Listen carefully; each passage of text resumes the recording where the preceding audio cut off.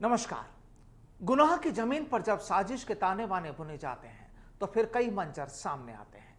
कहा जाता है कि कोई भी बदमाश अपने गुनाह की जमीन को मजबूत करने के लिए कुछ भी कर सकते हैं। कानून और पुलिस का उन्हें कोई खौफ नहीं होता और कुछ ऐसा ही है गैंगस्टर लॉरेंस बिश्नोई के साथ भी। दिल्ली, हरियाणा और कुछ दूसरे राज्यों के साथ ही अब ये गैंगस्टर राजस्थान में अपनी जमीन तलाश रहा है।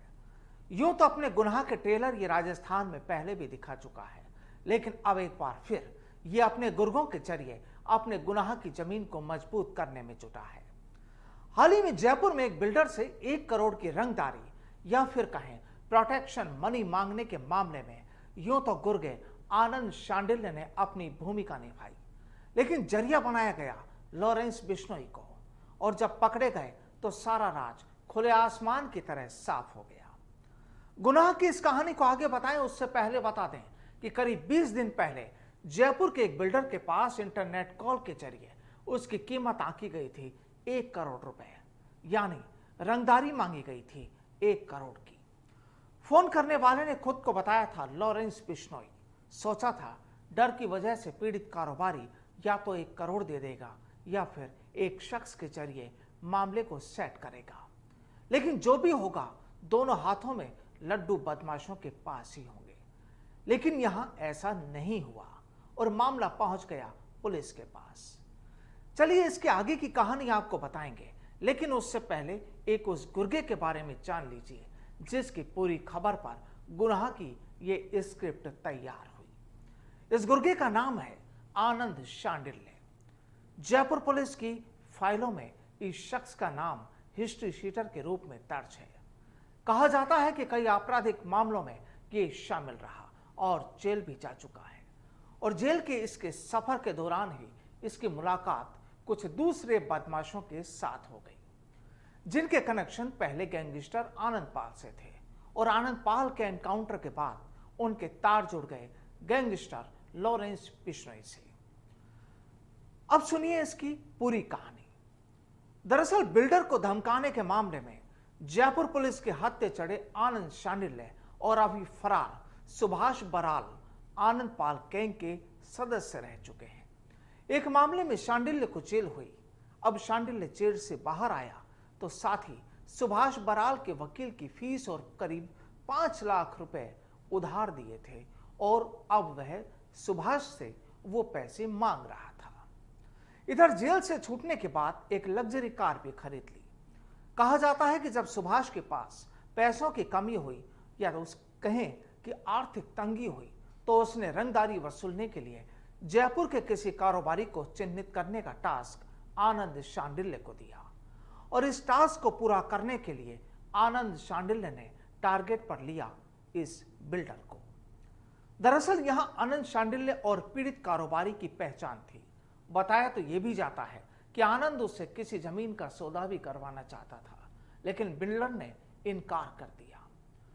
कहने का मतलब यह कि आनंद बिल्डर की पूरी कुंडली जानता था, और आनंद के लिए फिर यही बिल्डर सॉफ्ट टारगेट बन गया। फाइनली शांडिल्य ने इसकी पूरी कुंडली साथ ही सुभाष बराल तक पहुंचा दी। अब सुभाष बराल लॉरेंस बिश्नोई के संपर्क में था, तो मामले को हैंडल किया लॉरेंस बिश्नोई ने, और फिर दिल्ली की मंडोली जेल में बैठे साथी गैंगस्टर संपत नेहरा को यह टारगेट सौंप दिया गया, और संपत ने ही खुद को लॉरेंस बिश्नोई बताकर कारोबारी बिल्डर को इंटरनेट कॉल के जरिए धमकाया और उससे 1 करोड़ की फिरौती मांगी या कहें रंगदारी मांगी। फिर बदमाशों को इंतजार था कि पीड़ित कारोबारी 1 करोड़ की रकम उन तक पहुंचा देगा। दरअसल यहां इसमें से किसी भी बदमाश को यह अंदेशा नहीं था कि बिल्डर पुलिस की शरण में चला जाएगा, क्योंकि सामने तो यह भी आया है कि आनंद शांडिल्य की सोच ये थी कि बिल्डर उससे मदद मांगेगा। क्योंकि वो बिल्डर को यह पहले ही बता चुका था कि उसके ताल्लुकात लॉरेंस बिश्नोई से है, लेकिन यहां ऐसा नहीं हुआ और पासा पलट गया। तो ये थी अभी तक की कहानी। अब देखिए आगे क्या होता है। दरअसल आपको ये पता ही है कि इस मामले के सामने आने के बाद पुलिस ने अपनी पूरी तफ्तीश के बाद यह पता लगा लिया था कि फोन करने वाला संपत नेहरा है, जो दिल्ली की मंडोली जेल में बैठा है।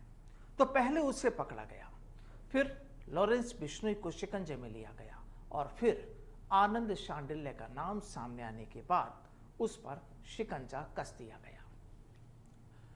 बहरहाल अब जब इनसे मामले को लेकर पूछताछ हुई तो सामने आया कि इनकी प्लानिंग ये थी कि अगर बिल्डर उन्हें प्रोटेक्शन मनी के 1 करोड़ नहीं देता तो वो फायरिंग कर उसे डराएंगे, लेकिन ऐसा हो नहीं पाया क्योंकि इससे पहले ही बिल्डर पुलिस के पास पहुंच चुका था। बिल्डर के घर पुलिस को तैनात कर दिया गया था, जिसकी वजह से बदमाशों के मंसूबे धरे रह गए। और हां, खबर यह भी है कि अगर बिल्डर 1 करोड़ की रंगदारी इन बदमाशों को सौंप देता तो उसमें से आधा हिस्सा आनंद शांडिल्य और सुभाष बराल में बंटता और रंगदारी की आधी रकम गैंगस्टर लॉरेंस बिश्नोई के पास पहुंचती। हालांकि अभी तक जयपुर पुलिस ने इस कहानी के 3 किरदारों पर तो शिकंजा कस दिया है, लेकिन एक विलेन सुभाष बराल फिलहाल जयपुर पुलिस की पकड़ से दूर है, जिसकी तलाश में जयपुर पुलिस जगह जगह छापे मार रही है। यानी कुल मिलाकर गैंगस्टर लॉरेंस बिश्नोई एक बार फिर राजस्थान में अपने गुनाह की काली जमीन तलाश करने में जुटा है और उसमें उसका साथ दे रहे हैं उसके अपने। लेकिन एक बड़ा सवाल कि क्या बिना सियासी वरदहस्त के गुनाह की जमीन को मजबूत किया जा सकता है? नमस्कार।